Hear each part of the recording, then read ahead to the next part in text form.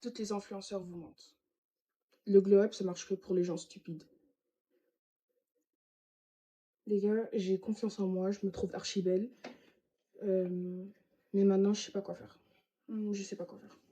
Je pense que la technique de se positionner comme la plus belle de la pièce ou bien la plus belle du monde, c'est un bon technique dans certaines doses, mais dans la réalité, franchement, je trouve que ça pue la merde. Moi, ce qui me dérange, c'est que si ta confiance en toi se repose sur des faits matériels, tels ta beauté, c'est une piège en fait. À part le fait que des trucs matériels sont éphémères, je trouve aussi que la beauté sur les humains, c'est archi moins cher. Moins cher, c'est-à-dire que, en fait, la beauté de quelqu'un, et là, quand je parle de beauté, je parle de nos standards conventionnels, beauté conventionnelle, etc.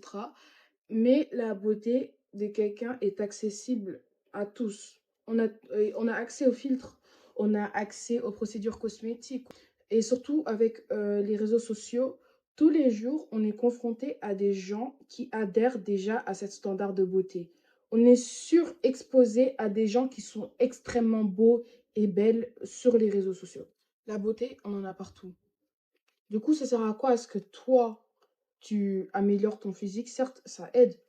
Mais je pense pas que c'est le cheat code en fait. Ce n'est pas le cheat code. Moi, je pense que moi, la question que j'ai dû me poser, c'était est-ce que si le monde était aveugle, tu serais encore impressionnant?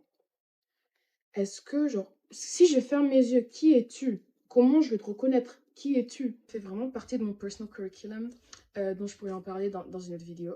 Mais en gros, je pense que depuis le début de mon adolescence, j'étais très focalisée sur le glow-up et de devenir plus belle. Mais il y a un bémol parce que maintenant que je me trouve belle, je me retrouve coincée. À part profiter au petit privilège, bah, j'ai pas eu de médaille ou quoi que ce soit. Ayant tout reposé sur la beauté pendant mon adolescence, pendant la plupart de mon adolescence, mais je me sens vide. Sincèrement, je me sens très vide. Je me sens très vide. Il y a un sentiment de videur, de superficialité que je n'aime pas. Depuis que j'étais tout petite, j'ai toujours été la fille qu'on félicitait à cause de son intelligence. Ouais, regardez, ça c'est la fille de. Elle est très intelligente, je vous jure. C'est une qualité qui est bien, mais en fait, en entrant au collège, ça s'est un peu perdu. On entre dans l'âge bête, on a 12 ans, 13 ans, on est sur TikTok, on regarde les réseaux sociaux, on voit des jolies filles, on voit nos crushs rigoler avec des jolies filles, et on voulait aussi faire partie de ces gens-là. Et je voulais pas être intelligente, moi je voulais être là, moi je voulais être avec ces gens-là. Est-ce que vous vous en rappelez de la plus belle fille du monde? Genre sur YouTube, c'était une petite fille blonde aux yeux bleus pétants. Et après, c'était une petite fille noire comme ça, elle avait avec des gros cheveux et des yeux comme une poupée comme ça. Moi, je voulais faire partie de ça. Ça sert à rien de compter sur le fait que tu es la plus belle, parce qu'il y aura toujours quelqu'un qui est plus belle que toi. Si ce n'est pas par nature, ça sera par l'argent, ce sera par des cheveux qu'elle s'était mise en Turquie, ce sera par des nouveaux dents, ce sera par un jawline, ce sera par du gras qu'elle aura en moins. Les gars, il y aura toujours quelqu'un qui sera mieux que toi.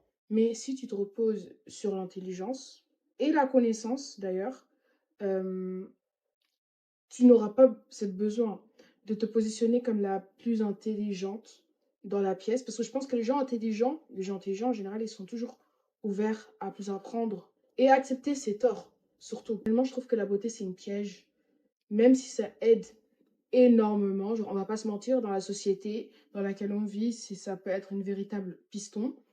Est-ce que vous avez remarqué également que dans les médias féminins, l'idée du glow-up, c'est quoi? C'est la peau, c'est glass skin, c'est body, c'est working on yourself, self-work.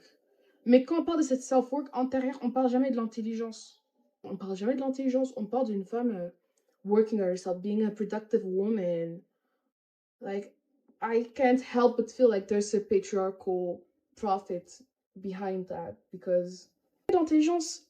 Et c'est presque comme si être une femme ou un homme éveillé et intelligent, c'est presque comme si c'était dangereux pour le patriarcat.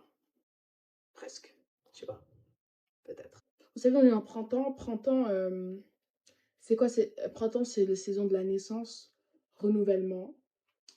Et je pense que bah, pour cette nouvelle saison de renouvellement, je vais vraiment commencer à Je pense sincèrement que j'ai envie d'être impressionnante, les yeux fermés.